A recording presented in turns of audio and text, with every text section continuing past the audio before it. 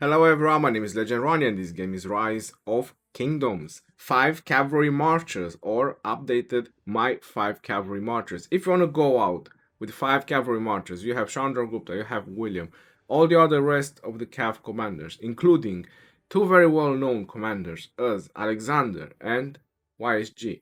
And you want to try this out. In this video, I'm going to explain you how is the best 5 Cav marches if you want to go out and smash your opponent with 5 Cav marches.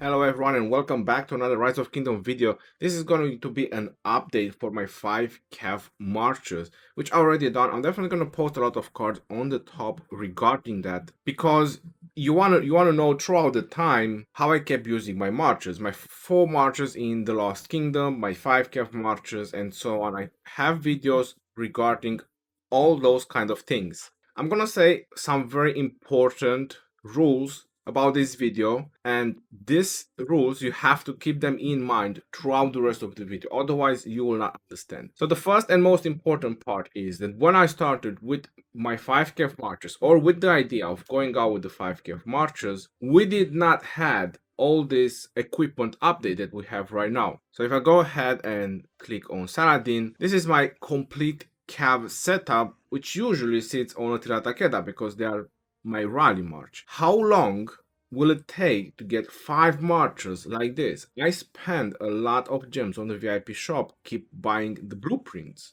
just for the blueprints. To get 5 marches like this is definitely going to take not just a long time, but a lot of gems. When the journey started, we did not have all this equipment. The Vanguard Halberd and the Vanguard Greaves were kind of the best thing. You could have gone on cabs like I have on my Minamoto over here. But then they keep introducing equipment, done updates regarding the equipment, and things have changed. So what I'm using right now for field battles is 2 Cav marches. That's myself, 2 archer marches and 1 infantry march, because it's much better to work overall on the equipment and to obtain the blueprints. It's much easier. Because let's face it, if you go out on the field with 5 Cav marches, you will most likely put your best equipment on your best marches, such as Saladin or Genghis Khan. You're not going to try to empower a Minamoto, or you're not going to try to empower some very other commander like Pelagius or Babers. You're gonna put what's left from the Cav equipment on those marches. Now those marches will guarantee not gonna perform the way you want to. What I'm gonna talk about in this video is just going to be legendaries. We have 8 legendary cavalry commanders, and as 2 extra is going to be Alex and YSG, which I've talked about them in recent videos, in plenty of videos. For any Cav player or any Cav user who wants to use a lot of marches of Cavs on the battlefield, YSG and Alex, they are the next 2 you want to invest on. So the next part of the video is going to be explaining and showing the 5 Cav marches that I recommend if you want to do 5 Cav marches. And the second part of the video is going to be what I recommend as a Cav player, because myself, even that I'm using 2 marches as Cav on the field, I still consider myself as a Cav player because my Cav commanders have priority on equipment. For that reason, I'm doing the legendary set from the VIP shop for Cavs because I like Cavs. So as long as you do 3 marches of Cavs on the battlefield, you're considered a Cav player. If you do 2 marches and your priority equipment is on Cavs, you're still a Cav player. The reason you're doing other marches is just because it's very optimal for you. But a lot of players don't have this many commanders, and a lot of players still have Minamoto, a lot of players still need to use double C, and I'm gonna help you out with those 5 pairs. And another note that I have to say, this is for Murder Ball. This is going with 5 Cav marches. When you want to field battle with 5 Cav marches, this has nothing to do when you go into the ruins. This has nothing to do with Sunset Canyon. This is just pure field battles like in Kingsland situation or any other KVK situation when you have to field battle with 5 marches and you want to do Cavs. The first pair is Minamoto first with Alexander as a second. I have used this pair in the past. It performs quite alright. Minamoto is fairly weak. If he gets targeted, I'm not gonna lie, if he gets swarmed, it's not a lot of defensive option he has. If he doesn't get targeted, with Alex's shield, he survives quite well on a murder. For that reason, Alex as a second. If you don't have Alex yet, what I used to do was Minamoto and Ethelflaed, and obviously full cavalry. And same with Alex, you do full cavalry. It worked pretty well. But if you have Alex, I would recommend Alex is much better. The second one, let's get YSG out of the way as well, is Chandragupta first and YSG as a second in command. I have used this because I do have an account with Max Chandra, and the only two ways I found Chandra being useful on the battlefield or even other places, it was with YSG as a second in command, the options that I had on that account, and Minamoto as a second in command. You can probably put Minamoto first, I don't think it's quite huge of a difference. That was the way it actually worked the best. But in our situation with our 5 Cav marches, we have to put YSG as a second in command to him. These are also going to be your 2 weakest marches, meaning that you need to pay attention to them very carefully, especially if they get swarmed. You want to drag and drop them on your territory so you can also gain the territorial march speed and try to retreat them as fast as possible if you see their health bar just drastically going down. This is how Cav players actually need to play. You need to be very cautious when you play with Cavs. You're probably wondering, but why not put William? Because William should be as a second in command, right?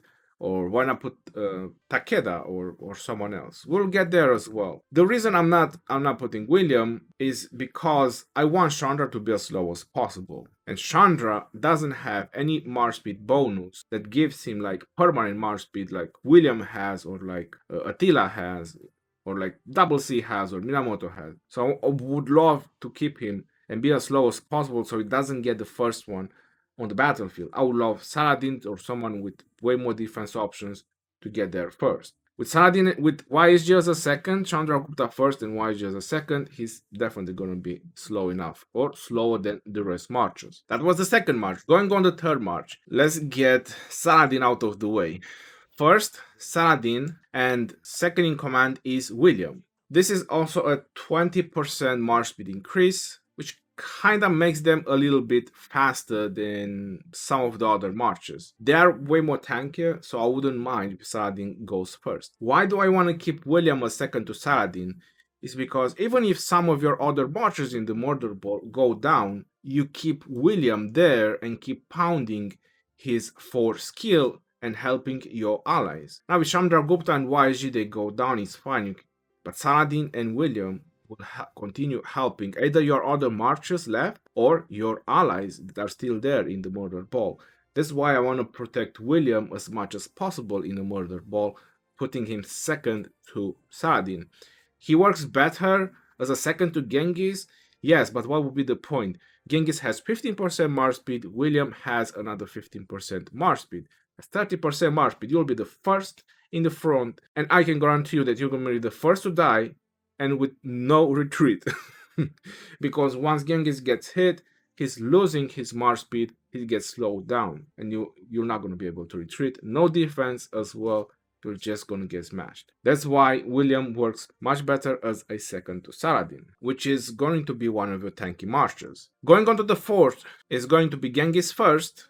We have to use Genghis, right? And I put as a second Takeda. Why would that be? A lot of players know and a lot of players are being used that Genghis is a weak march, an easy target, always try to go on him. If you put Takeda as a second in command, he's very defensive. A lot of players don't test 1 versus 1 saying that Genghis and Takeda is not really working so great. Does it really matter in a murder ball what 1 versus 1 results are? Or does it matter that you keep your Genghis there for a longer time, or if your Genghis is a target, he's gonna tank like a boss, and your other marchers or other players in the murder ball will do damage in that time. So this is also very important, because your Genghis has a lot to do with luck, right? With the double skills. So the longer you keep him there, the more luck you can get with the double skills. He does quite a lot of damage. Genghis and Takeda will definitely survive for very long in a murder ball, and if your Genghis doesn't get hit, you'll have the small heals from the third skill, which can keep Genghis for a longer time on the murder ball. So is that actually wrong? Nothing wrong in that. That's pretty awesome. That was your fourth. And now here comes the fifth. It's Attila Primary with double C as a second in command. The reason is because this is going to be your third tanky. The Genghis and Takeda is going to be your second tanky march, and this is going to be your third tanky march. Who likes to hit an Attila? Let's face it. In a murder ball, except me and probably some other T5 players who know that they can 100% demolish any Attila, who else just goes with 5 marchers or just swarm an Attila? Pretty much nobody. Everyone picks on weaker targets or something easy to kill in a murder ball. That's why Attila and Double C can have a very long future in a murder ball. And they're doing pretty decent in terms of damage wise, because you get 55% attack damage, attack on your calves with your double C, which that's amazing. You also get a little bit of healing, rage restoration, so the synergy is really great. Double C last, and I want to keep this as last, is because double C and Minamoto are two commanders that, it breaks my heart to say, they are the last two commanders that I would still want to use on the battlefield as CAF commanders. They are just dropping, really dropping. First of all, this is not working anymore. Just having glass cannon type of commanders like double C is packing a lot of attack with him and just nuke and pure nuke, it's just not working. On when you go into KVK 3 or 4 or 5, it's dropping drastically in utility, double C and Minamoto, because of no defensive option, just pure attack. And double C would be the first that I would replace from my army, just because it decreases defense by 10%. It says over here, cavalry units led by this commander gain 25% increased attack at the expense of 10% reduced defense. I'm really not happy about that at all. And if you look on his other skills, he has a lot of attack packed, raise restoration, heal. Everything is awesome. So don't get me wrong, this is all awesome. But with the recent commanders that they are being introduced into the game, it's not keeping up. That's kind of the sad truth. If you go on Minamoto, it's the same mobility, attack, damage, skill damage, everything you want. But just because they don't have any defensive option, they're just dropping in utility. On the other hand, when you look at Genghis, Genghis has this sweet second to none, packed with 1700 damage factor, which is still pretty high. Even as a glass cannon commander, you still want to bring him on the battlefield because of the amount of damage he's doing. That's why I put Takeda as a second to him, or if you have other preference, you can put Genghis as a second to Saladin, but I would definitely keep or try to bring Genghis on the battlefield. It's highly worth it. Now those were the 5 marches, and like I mentioned, Minamoto and Alexander, Chandragupta and YSG, Genghis and Takeda, Saladin and William, and the last march is going to be Attila and Double C. These are my 5 marches recommended. If players want to play around with them, if players want to switch things around or something they don't like, they definitely can. The reality is that 2 of your marchers most likely will always be some of the weaker ones. And if you do some wrong pairs, like you put Attila in Takeda and you put Genghis with double C, then you have even more marchers that are some of the weakest. Now the next part of the video, like I mentioned, is going to be my recommendation as a CAF player for the future. And that would be with 3 CAF marchers and 1 infantry, 1 archers. After that is going to be what I use, which is 2 calves, 2 archers, and 1 infantry. Right, yo, now let's get into the 3 calves. As hard as it sounds, going into the 3 calves, I'm dropping Attila and Takeda. Does that sound pretty crazy? Of course it freaking does. Now, why would I want to drop Attila and Takeda? Right? It needs an explanation. All your marchers do a lot of skill damage, and what I'm gonna say next is gonna make a lot of sense. This is similar to what I do. It's just I want to put it with 3 CAF marchers. Attila and Takeda, they need time to deal damage. I've tested that in my last KVK. You can check, there is a lot of live stream, 12-hour live stream, 15-hour live stream, 6-8 hours live stream, over 30 hours of live stream that you can feed upon. Every time I was checking the reports, my Attila and Takeda, they had the lowest amount of severely wounded caused to the target. Because my targets were going down so fast, they just never had time to sink in the target and do damage. That's why they are so powerful, because they need time. They need time to keep building the normal attack, keep popping the skills and keep doing normal attack damage in order for them to do a lot of damage. While my other 4 marchers were doing a gazillion of skill damage, and they were just melting any target I was going on. And they were doing a lot more severely wounded. So is it worth it for me, or if you have these marches that I'm going to talk about, to still bring Attila Takeda? Kinda not. Maybe Takeda, if you do want to empower your Genghis or for the debuffs of Takeda, maybe just for that, to try to keep one of your marches really tanky. Like I heard some players saying that William and Takeda kind of works pretty decent. I haven't tried it, I don't know. So the next 5 marches is without Attila and Takeda, but using 3 Cavs, 1 Archer, and 1 Infantry. I'm gonna get out the Archers and the Infantry because that's going to be the easy part. It's going to be Edward and Tomiris, the Archer March, just because of the debuffs from Tomiris' 4 skill. Now, if your Tomiris has the 4 skill max, you don't need to expertise her.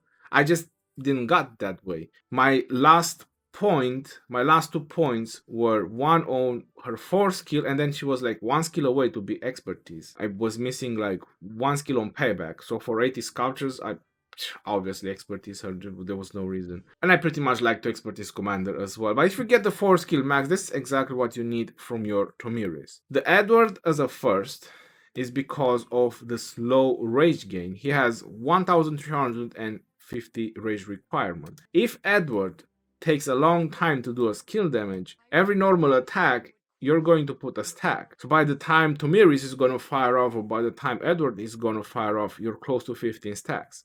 What's that meaning? That means that your other march will gonna do about, I don't know, 30, 35, 36, or whichever the amount of stacks you're gonna have at that time, more skill damage. That's exactly why this is why I put Edward and Tomiris on the battlefield. That not because they are very defensive. They go down pretty fast. They kind of fill my hospital. I healed more archers than any other units in my KVK5. Every time I was emptying the hospital, half of it just from 2 archers or even more was just archers compared to Cavs and Infantry, because everyone was going on archers, but I was demolishing everything just because I had Edward and Tomiris. So I was happy to pay the price on Severely Wounded, just knowing that my other marchers are demolishing. On the same time, because you have Edward with march speed, they can keep up with the Cavs. You use Cavs as special units, you use the archers as normal units, and they will be able to keep up. The infantry march is pretty obvious, is Guan Yu first and Alexander as a second, for the same reasons. A lot of skill damage packed, 1. 2, you get the shields and debuffs from Alex. 3, they both grant march speed to your infantry, so your infantry can keep up. And if you're having Cav special unit, it means that your infantry will be regular units which are much faster. Now going on to the Cav marches. The first Cav march, because it's the easier to get it out of the way, is Saladin and YSG. You still want to bring YSG on the battlefield. That's kind of the only way you can still bring it on the battlefield. And we all know, everyone knows about Saladin and YSG, they all use it. So a lot of skill damage packed together. You have Rage Engine, skill damage. What more do you want? Saladin is also pretty tanky. People don't really go on a Saladin. And that's why you're protecting your YSG. Saladin and YSG is going to be your first Cav march. The second Cav march, which, believe me, I had a lot of doubts before going, is just mobility-wise, I thought it might just be better, is Genghis and Chandragupta. I want this march to be slower than the others. And that way you only have march speed from Genghis. If you go Genghis and William, you'll get the 30% march speed, which I already explained previously regarding that march. With the 30% march speed, you'll just get there too fast. Going Genghis and YSG, it's way too glass cannon, and I would rather try to protect YSG for a little longer. This is gonna be one of your weak march or semi-weak march, depending how you want. Another option would be to go Genghis and Minamoto. But again, you'll get another 10% march speed from Minamoto. Is it actually worth it? It's 25% march speed, it's quite a lot. I wouldn't really want Genghis to have that much march speed. That's why I chose Chandragupta. And your third Cav march, which is going to be your 5th march, is Minamoto with William. Now, why Minamoto? It's because of the skill talent tree. I'm not sure if you're noticing. Guan Yu, skill talent tree. Edward, skill talent tree. Saladin, support. He's good at support. With Y is just a second, it is what it is. Then you have Genghis, skill talent tree. And you have Minamoto, skill talent tree. Just pure nuke. That's exactly what you need. on this kind of setups. Pure skill damage, pure nuke, just melt down any target you meet. Minamoto and William, again, the problem is the 25% march speed that you get. Minamoto gives you 10 and William gives you another 15%. But Minamoto doesn't have march speed decrease if it gets targeted. If actively attacked, the march speed buff is removed and march speed is further reduced by 10%. Alright, so I actually forgot the part where the march speed buff is removed. So you're pretty much losing 25% march speed. That's why I want to keep Genghis. I knew something, and now I kind of refresh my memory regarding it. You don't want this 25% to be reduced. That's why you want to keep Genghis with another slow march or try to keep him as behind as possible. While Minamoto and William will not have this problem, and if they get first or if they get targeted, you can retreat them. Your two weakest marches from this, it might sound a little bit crazy, but is going to be Minamoto with William, and the second one is going to be Genghis and Chandra. Not to mention that Chandra does that huge peacock animation and makes that sound that even your neighboring kingdoms know that you're using a Chandragupta on the field, but it is what it is. For maximum amount of skill damage, for high skill damage, this is what you have to do. Edward will also be a target, but as surprising as it may sound, that he is pretty defensive. My explanation would be just because of the amount of defense and health you can provide with the equipment. So going on to the weapons, you're noticing it's just defense, a little bit of attack, both defense, health. And when you look at Edward's skill, another 30% health. That's quite a lot of defense packed with Edward, even though they are just archers. I just found him to be somehow more defensive than some of the other marches. Not super high defensive, don't get high hopes. I'm also using T5, maybe that helps as well. But still, fairly doing alright on the battlefield. How you can change or how you can modify some of these marches will most likely be not using Minamoto and try to add Takeda in there. Like I was mentioning, you can do like a William Takeda, or you can do like a Genghis Takeda, and you can do Chandragupta and William. Whichever the options, there's various of other options. This is what I chose to be just full skill damage or as much skill damage as possible. Now to tell you what I'm using and what I plan for the future. I use Edward and Tomiris. I already talked about them. No reason to mention. Tomiris is just awesome. Guan Yu and Alex. LC then YSG. Now the reason I'm using LC then YSG is because there's too much infantry roaming out there. And as surprising as it is, it helps. On top of that, you get mobility on your archers. And if people are actually targeting LC, because of the amount of defense plus the equipment that it has packed with the expertise and with the third skill, he's pretty defensive. I mean, that's what I noticed. I'm really surprised how defensive it is. If things get really messy and you get to 50%, you can retreat pretty fast with this extra percent march speed. I use LC then YSG, so pretty much he carries my YSG. The second thing is what I do like is the instant damage. I have Alex, I have LC, and in the future I will have William. There's gonna be 3 commanders that can have instant damage before they even pop skills. If you're lucky enough, and if RNG, random number generated, is on your side, or your luck is on your side, you can pretty much bring a target to yellow before even the first skills fire off, having 3 commanders with instant damage that can happen right off the bat when you just hit a target. And that's kind of the reason why I use LC. He's fair and square against a lot of infantry, it works. How I might want to change this in the future, I want to use Artemisia. I want to introduce Artemisia on my field battle marches. Most likely, I might do YSG and Artemisia, or I might do Elcid and Artemisia. I'm still debating about it because Artemisia again has the additional damage or instant damage like the other 3 commanders that I said, and then with Artemisia will be the 4th. Now imagine if 4 commanders just pop skills right off the bat on a target. That's gonna be pretty oopsies. And to add one more thing regarding the instant damage, because Edward and Tomiris, in order for Tomiris to make those 15 stacks, the talents on Edward are with the full archer. This is only for Tomiris to have as slow skill as possible. Is the Phoenix Tail Arrow, which again is instant damage. So how much instant damage can I actually have right off the bat before skills even fire off or on target?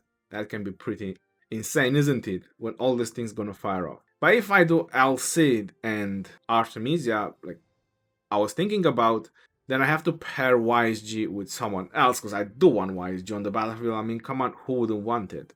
In that situation, I'm gonna have to put YSG a second to Saladin, and I might have to put Genghis with William. Not the way I want it, because again, Genghis and William, I already talked about it, and not very happy about that march or that pair of march.